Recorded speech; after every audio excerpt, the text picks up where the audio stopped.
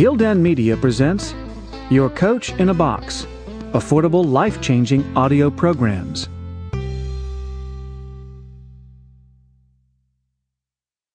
Abraham Lincoln, A Life, by Michael Burlingame. From Springfield to Washington, Inauguration, and distributing Patronage, February 1861 to April 1861. Read by Sean Pratt.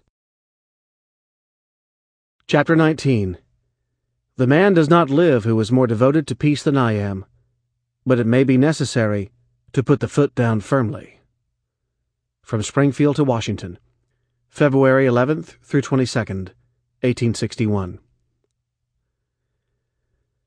The ever-obliging Lincoln agreed to undertake a taxing, circuitous, 1,900-mile train journey from Springfield to Washington in order to accommodate Republican friends in various states where they wanted him to speak. There were obvious drawbacks. The trip would be tiring. He would be exposed to potential assassins. And such a journey would not suit Lincoln's taste for simplicity and aversion to any form of pomp. Moreover, though he would have to speak often, he could say little, for he wished to postpone until the inauguration any mention of his policy regarding the swiftly evolving secession crisis. Because the journey would be indirect, Indianapolis, Cincinnati, Columbus, and Pittsburgh, then a detour through Cleveland, Buffalo, Albany, New York, Trenton, Philadelphia, and Harrisburg, it would consume 12 days. To demonstrate his indifference to assassination threats, Lincoln would have preferred a more direct route than the roundabout one finally selected.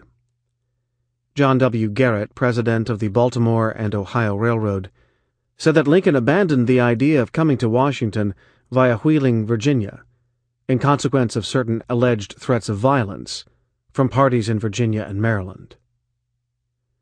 These considerations did not deter Lincoln, for he believed that official invitations from state legislatures could not be ignored. John Hay, perhaps reflecting Lincoln's thoughts, offered another reason for his decision. The progress of the president-elect cannot but be fortunate in its influence upon the tone of public feeling in the Union. The devotion which men in general feel for their government is a rather vague and shadowy emotion. This will be intensified and will receive form and coloring by personal interviews of the people themselves with their... Sample complete. Ready to continue?